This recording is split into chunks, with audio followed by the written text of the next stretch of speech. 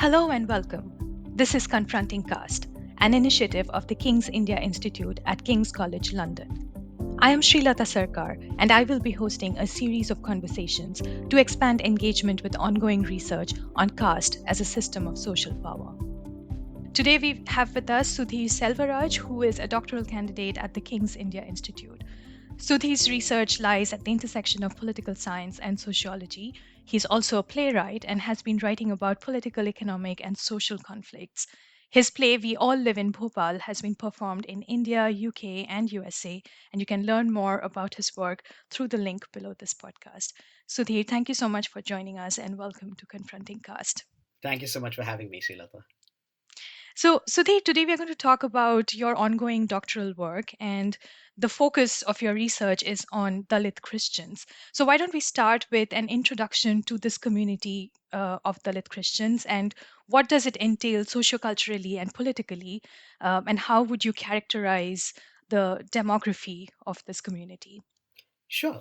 First, I need to point out that even the number of Christians in India is a debated question. So, officially, according to the census from 2011, which is the most recent census information that we have, Christians form 2.3% of the country's population.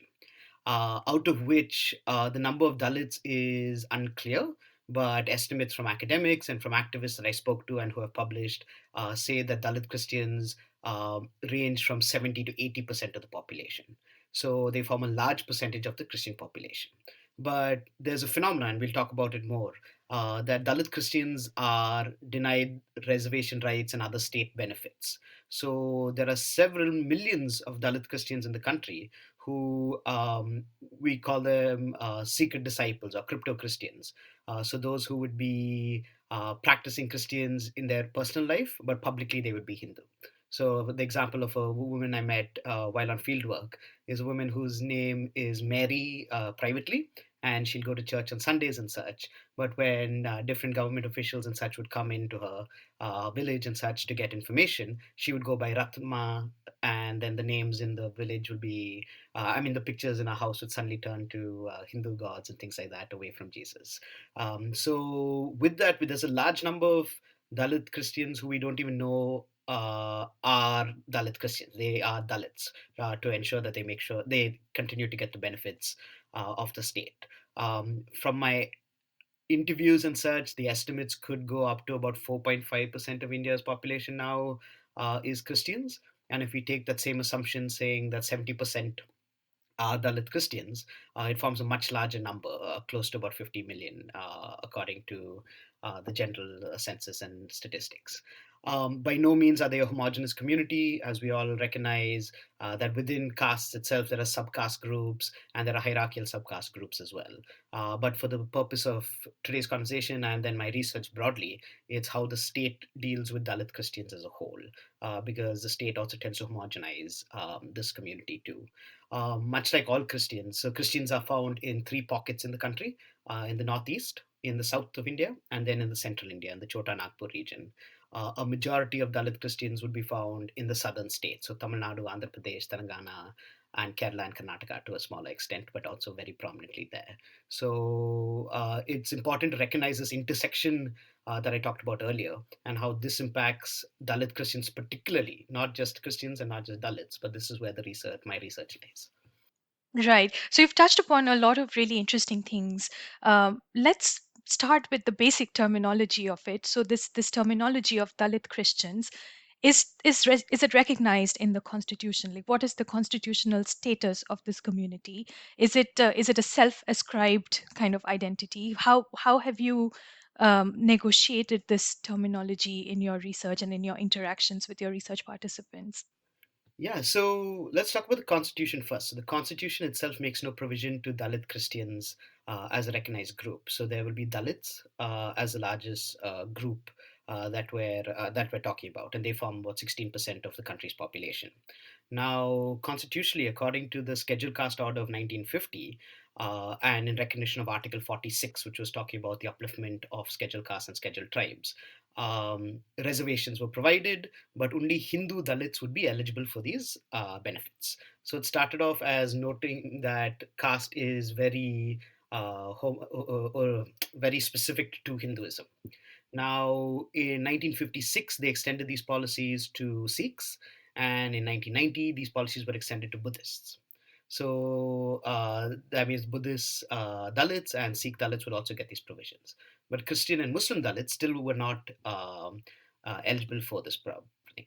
Along with that, another state resource that they would be omitted from is the Prevention of Atrocities Act of 1989, which ensured swifter justice and harsher penalties for atrocities or physical violence committed against Dalit Christians, against Dalits. But Dalit Christians, particularly, aren't allowed into these benefits. Srilata, you have to remind me about the other question. I'm sorry. No, no, that's absolutely okay. So it was about how you negotiated this terminology in your, in your field work. So, like you already said, some people were practicing Christianity in private, but had, a Hindu identity for public and administrative purposes. So, how would they self-identify, and what are the kind of terminologies that are in circulation around this identity? Yeah, I think the concept of Dalit Christians again is very contested. So, in some interviews I had with Dalit Christians, they would say the church refers to me as a Dalit Christian. So, by doing that, they reinforce my caste identity. And the caste is a phenomenon that travels even into Christianity. We can talk about that a little later. Um, Caste practices are very frequently practiced within the church too. So, these interviewees would say, why can't they just call me Christian? Why can't they just accept me for who I am? While other activists would push the argument saying, why don't we embrace your Dalitness? We have to understand that you are an oppressed caste, that it's a liberated aspect of Christianity, and that is why we are making these demands and things like that. So there is a tussle even within the Christian community about how people will describe it. The Dalit Christians I spoke to, all are openly Dalit Christians, will declare it to tax officials and other officials who they interact with. But then, for a large chunk, there are others who still genuinely require the benefits of state resources and hence would not be doing that publicly. It depends on how their relationship with their community is, but in many cases, whether they do it officially or not, Dalit Christians would be facing ostracization, marginalization within their communities and their villages as well. Right. So there is an obvious kind of political element to this identifier of Dalit Christians. And as you said before, there is a lot of diversity within the community that could be, referred to as Dalit Christian community. But there is a certain unifying factor to it, which is this element of political exclusion and, being excluded from the other rights and protections that are granted to Dalit Sikhs and Dalit Buddhists and Dalit Hindus, of course. So picking up on that, how would you characterize historically the relationship between the post colonial Indian state and the community of Dalit Christians? And what kind of repercussions do you see of this kind of exclusion on political representation, on economic equality, on generational wealth and attainments? So, if you can speak to that. Sure. Uh, Between 1991 and 2009, there were 64 Christians elected to the Lok Sabha, out of which 32 were known as upper caste Christians, so Christians who had converted from upper caste origins. 22 have been from the scheduled tribes, and those are largely from the northeastern states. And this is even though you said 70 to 80% of all Christians are actually Dalit Exactly. Christians. So there's a Right. huge disparity in the amount of representation. And where I was going to is, despite the 70% representation, only 10 Christians who have been elected to parliament are Dalit Christians. So there is a huge skewing within the Christian population too, about the power, access to power that Dalit Christians would have. Um, so, for example, you see Dalit Christians would be economically significantly poorer than other Christians, and poorer than tribal Christians, for instance, but more similar to other Dalits.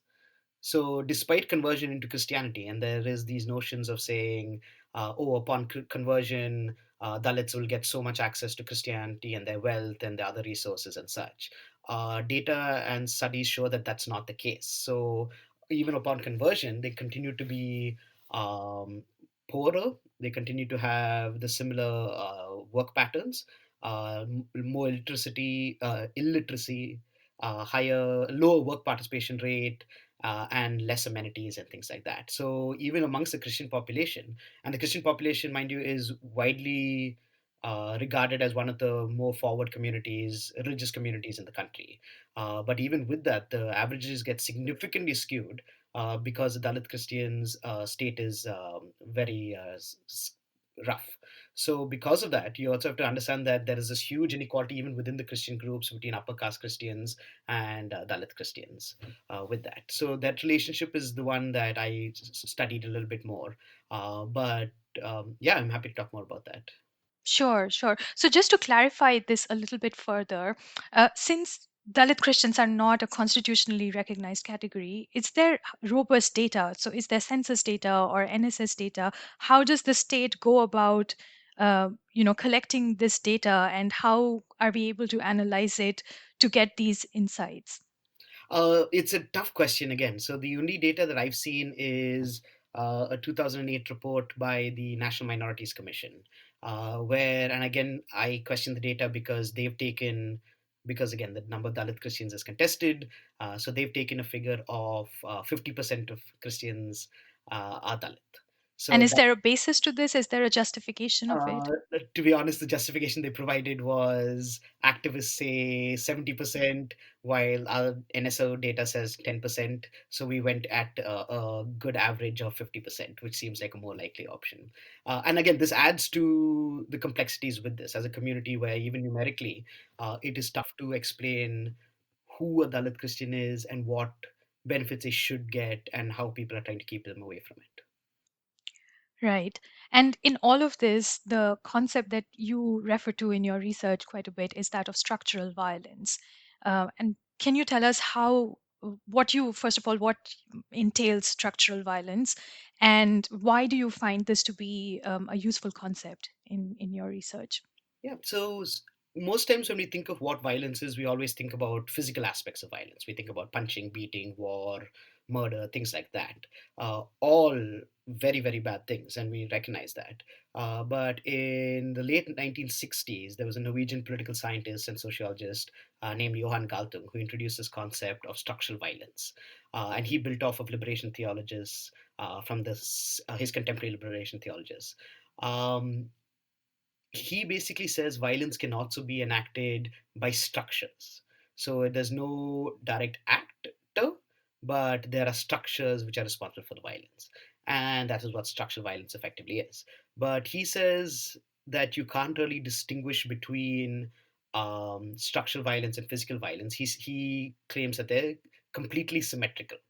And his logic, which I completely argue, is that the harm experienced, so violence, the end product is always harm. And he said the harm experienced is devastating in both cases.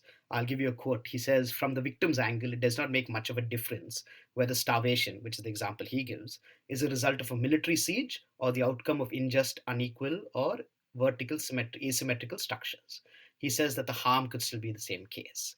So that's one peg that I was thinking about. But then also I started seeing similarities with the source of the violence. Right, the source of the violence is what I argue in my thesis is the Hindutva ideology. So the Hindutva ideology, which physical violence against Christians is a more recent phenomenon, has started in the late 90s and such. But structural violence, as I explained a little earlier, has started even from the 1950s onwards. Um, but they're rooted in this idea that Christians are foreigners who are largely targeting um, Dalits and tribals, funded by foreigners with the intent of destroying the Indian nation. So even there, in that conception of the Hindutva ideology, there is a special place for Dalit Christians. So Dalit Christians face more violence than other Christians in the country. But also, even these laws like this are ways of preventing the Dalit Christians from gaining more political power. So if you don't get reservation, yes, your economic situation becomes stays the same, but also you don't become eligible to vote to campaign in reserved seats. So your likelihood of gaining access to power is smaller. Your political and economic situation is reduced. And then it's interesting to know, even that same presidential act says that if a Dalit Christian reconverts to Buddhism, Sikhism, or Hinduism, they become eligible for the benefits again.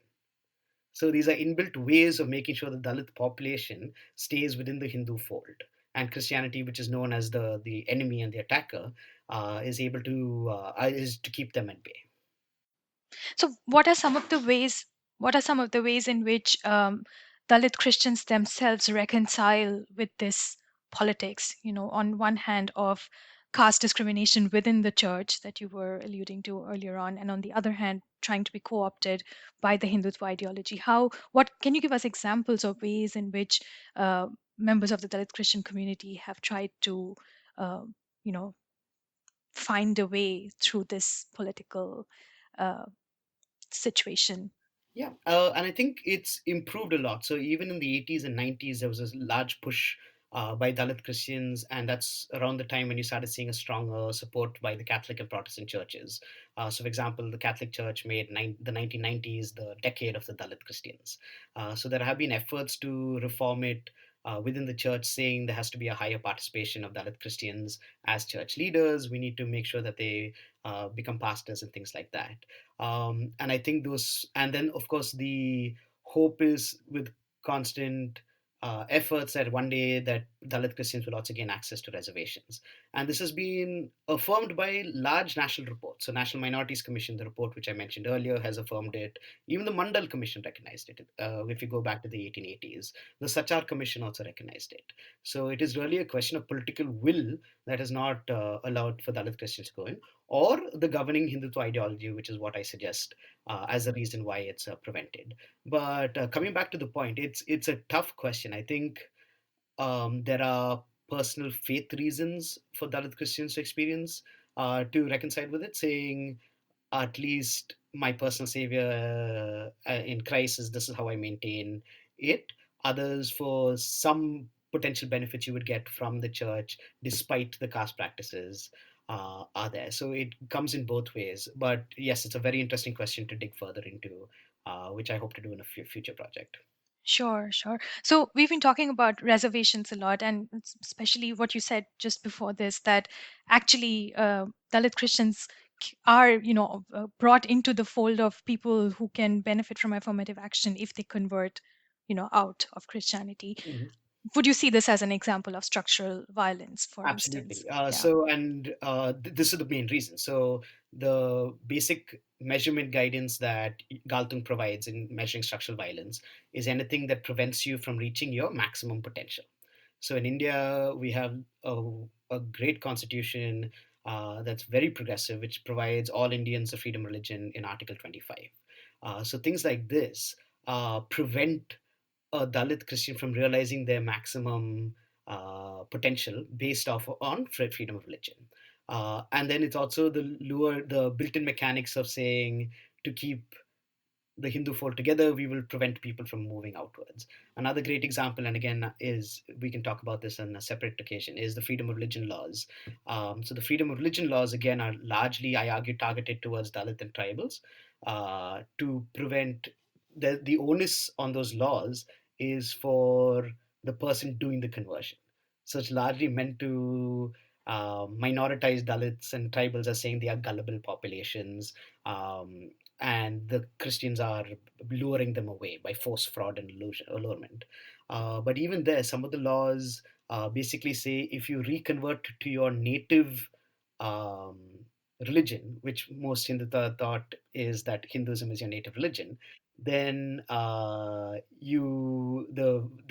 law is void.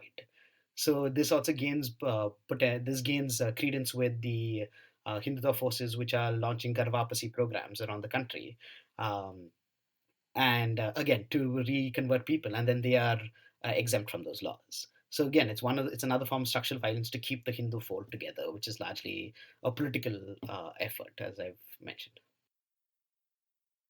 Right. So, Sudhir, we've been talking about structural violence for the last several minutes, but you also have written about physical violence. You've written this audio play about physical violence faced by Christians as a community not too long ago. So, why don't you tell us a bit about that as well? Yeah, so again, when compared to Hindu Muslim violence, violence against Christians is a much smaller database, is a much smaller phenomenon. The phenomenon is well recognized that started in the 1980s. I've made a database from 1975 to 2010, which confirms that, but very few cases were existing before 1998. And it shows a consistent rise in the number of instances, which is now a phenomenon that we have to contend with, saying, is it safe for minorities in India? Largely, the discourse surrounded Muslims as a particular issue. But this has now come to a point, especially when you recognize that within the Hindutva ideology, which is becoming stronger politically and socially, um, is is this the future for minorities who the Hindutva ideology considers as foreigners and enemies? And enemies is a strong word. So what happens in the future is something that I think we will have to contend with uh, in a much stronger way very soon. Which is where I would urge scholars to start looking at. I got a chance to look at probably the worst instance of, not probably, definitely the worst instance of physical violence in 2008, which happened in Kandhamal, Orissa. I traveled there as part of my fieldwork, but also with the hopes of writing a play. And I interviewed victims of the violence, different church groups, and different things to just hear the stories about what happened. One of those which really left a big impact on me was um, in the middle of all the violence, a young pastor and his wife were taken near a small stream, and then the pastor was asked to renounce his faith by the gang who was attacking him, and he said no, and they started digging a hole and beating him. Then after a little while, they said, "Renounce your faith again." He said no, and they put him in the hole and started beating him again. And in the one last time they said, "Renounce your faith," he said no, and they started burying him alive. And with the taunt saying, "If your Jesus rose from the dead in 3 days, then you will too." And finally, the woman managed to escape and go to the police. By the time she came back to the spot, the grave, as it were, was empty. And then in her head, she had to reconcile with, most likely the reality is that the attackers dug up the body and have thrown disposed of it somewhere else. But she's comforted, or she's seeking solace, saying maybe he was resurrected in the end. And that is one of those heartbreaking stories where you have to reconcile with your faith versus at coming under personal attack and physical attack from different groups. So this play, unfortunately, due to the lockdown, we weren't able to perform it as well as we could, and in places where we could. We did it once or twice in India, but I converted it into an audio production, which I believe is linked to this podcast.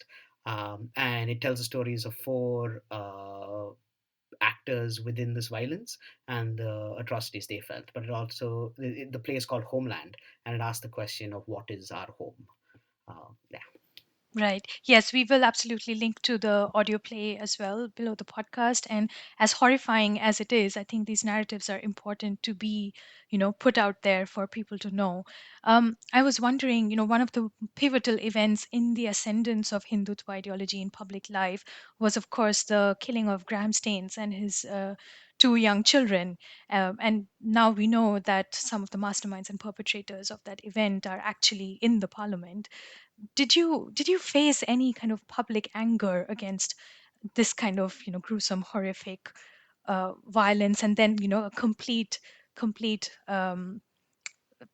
not only a leeway to the perpetrators, but actually them being glorified and brought into power? Did you face public anger that people are not able to express on um, other platforms? Mhm. Yeah, I mean, I think, like you said, it was considered a starting point. It was around the same time because I think the actual starting point of the phenomenon was the violence in the late 90s in the Dung region in Gujarat, largely a tribal region, much like Kandhamal is too. So you notice also the patterns of physical violence tends to impact the Dalit Christians and Dalit tribals significantly. Um, the anger is still very much there, but I think it is the level of, it's strange. The different types of groups, Christian groups, feel this differently. So, for example, I was in India in a church in Bangalore on during my field work, and one of the pastor of the day asked them, because it was close to the Kandhamal anniversary, asked, how many of you remember Kandhamal? And this is largely urban, middle class, upper class, English speaking Christian groups in Bangalore. And out of a 300 member church, about 6 or 7 hands went up. So this is considered the worst atrocity itself, and it's only a few people who could remember it. And this is the same thing. Like public memory is a problem generally that we experience, but the bigger problem is sort of the lack of caring on some groups. Like violence impacts different groups differently, and that's why we always have to say why the intersectionality is important. The physical violence is largely geared towards Dalit Christians and Dalit tribals, while the upper caste Christians tend to get away without experiencing too much violence, which is the problem because they are the ones who experience most of the power. So understanding that balance is what is the cause of what a lot of the complexity brings a lot of complexities to this issue, and this is something that my conversations with activists at the national level say is the lack of solidarity is your bigger issue. But I think these Christian groups are not the only ones who lack the solidarity. We are all across the country.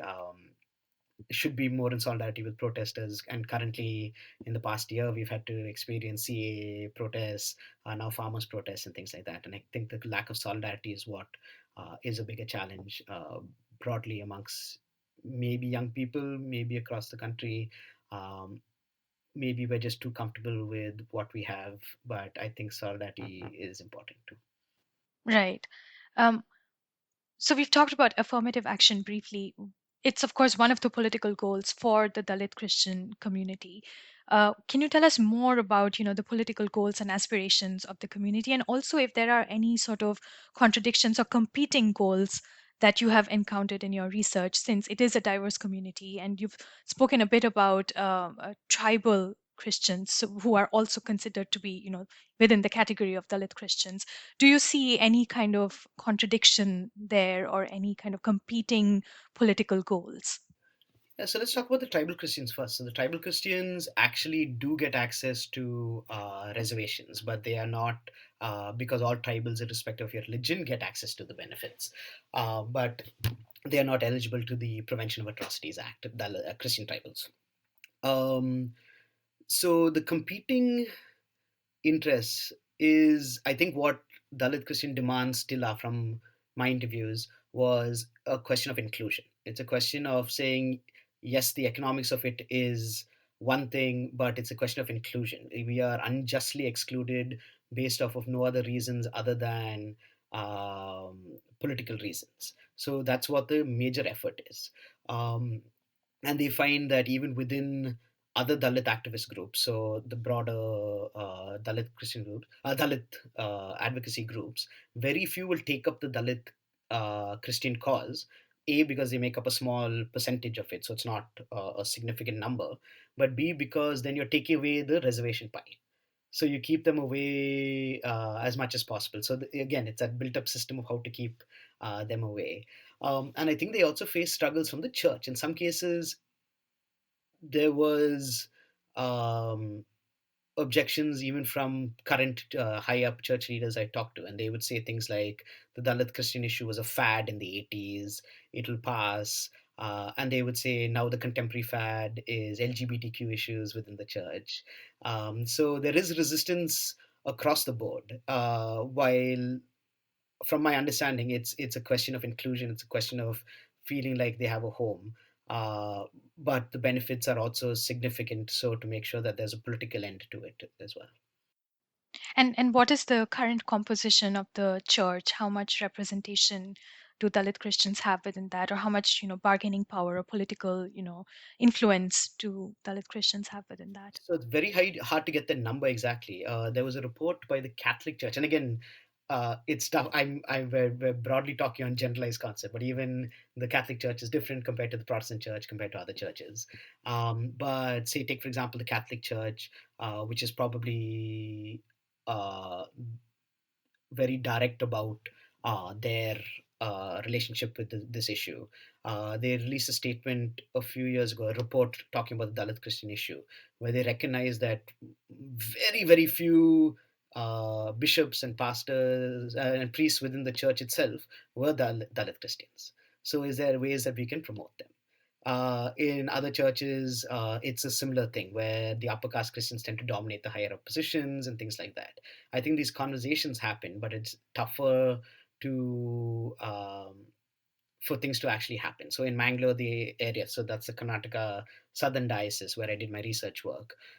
Just now is when there is a Dalit Christian as the bishop of that church, even though that church has very high levels of um, Dalit Christians within that population. So it is largely dominated by upper caste Christians till now. Um, yeah. Right. So, would you say it's kind of an interlocking system of multiple structures that commit this violence? Yeah, so I call it. I mean, it's Kimberly Crenshaw came up with the concept of intersectional violence, which is exactly what we see. So it's intersectional physical violence because Dalit Christians tend to be the most largely the victims of physical violence, but also intersectional structural violence in that sense. Now it comes into two places. So there is community places. So research studies all across the South will say even things like separate washing areas for Dalit Christians, separate tea shops, and things like that. So they're still kept away from the community. Within the church, there are separate burial grounds in some cases, separate entrances to churches, in some cases, separate churches. One of the strong examples, and I think which is the most apt, is communion, which is meant to be received by all, and it's a larger community.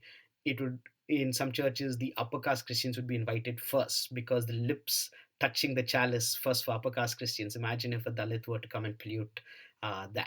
So this caste practices continue there. It's practiced by the state. It's practiced by the community. Now, and again, why this is a hindrance is because the justification for denial of affirmative rights, affirmative action, is that Christian Dalits get are better economically, politically, and socially well off after they convert to Christianity. But the reality is that that is not the case. So, which strengthens the argument of activists for Dalit Christians to get that. But it's slowly being recognized by the church. So, tides will change, I think, eventually. But for now, this is what the situation is. Yeah, that links beautifully to the next question I have, which is what kind of political futures do you envisage for the community, and what kind of political futures does the community envisage for itself? Yeah, I think there is a large there's a large optimism, and some of it is guided by a Christian faith and hope. Some of it is guided by experiences. Some of it is guided by people saying, "Look how far we've come so far, and this is where we can move." But I think the hope is that in the next few years, this will become enough of an issue. Um, to bring up again as a parliament because it has to be it's effectively a presidential order that needs to be changed. So it's a majority of parliament that has to do that. They are up against challenges saying, so for example, let's look at the two major political parties in India. I mean, one major one and to a small extent now the Congress. But the BJP, according to scholars, have very small proportion of their working committee as Christians, membership as Christians, and things like that. So picking up the cause is very low on the priorities. It's not a factor.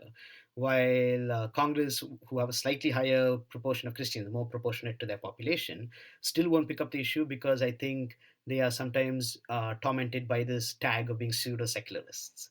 So anything you pick up with religious purposes, the BJP will attack you for that. But interestingly, I think the number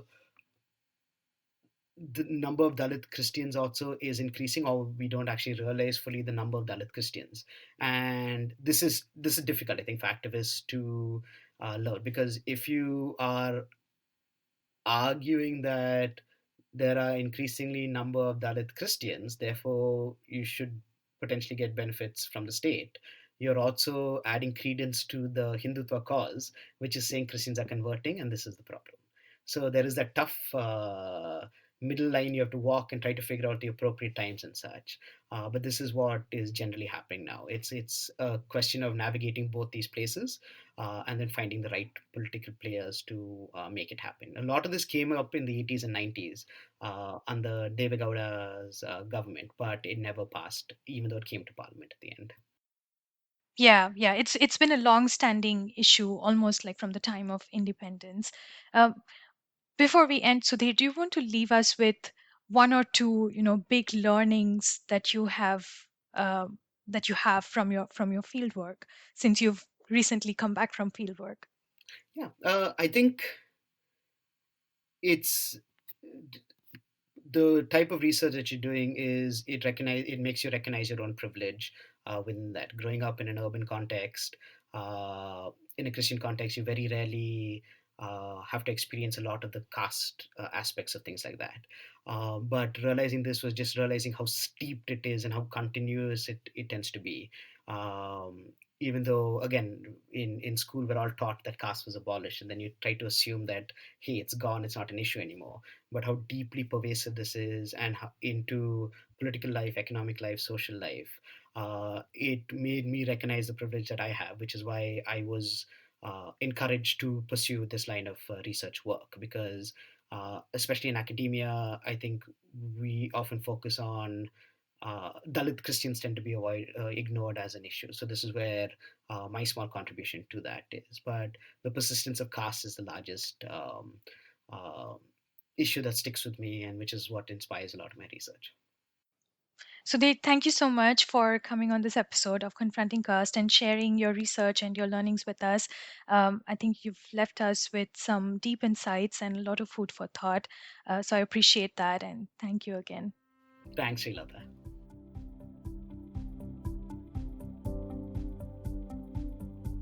You have been listening to Confronting Caste. During the academic year of 2020-2021, we will be releasing fortnightly episodes of this podcast that you can listen to on all major hosting platforms, including SoundCloud. To know more about our panels, seminars, and workshops, visit kcl.ac.uk/KII/events.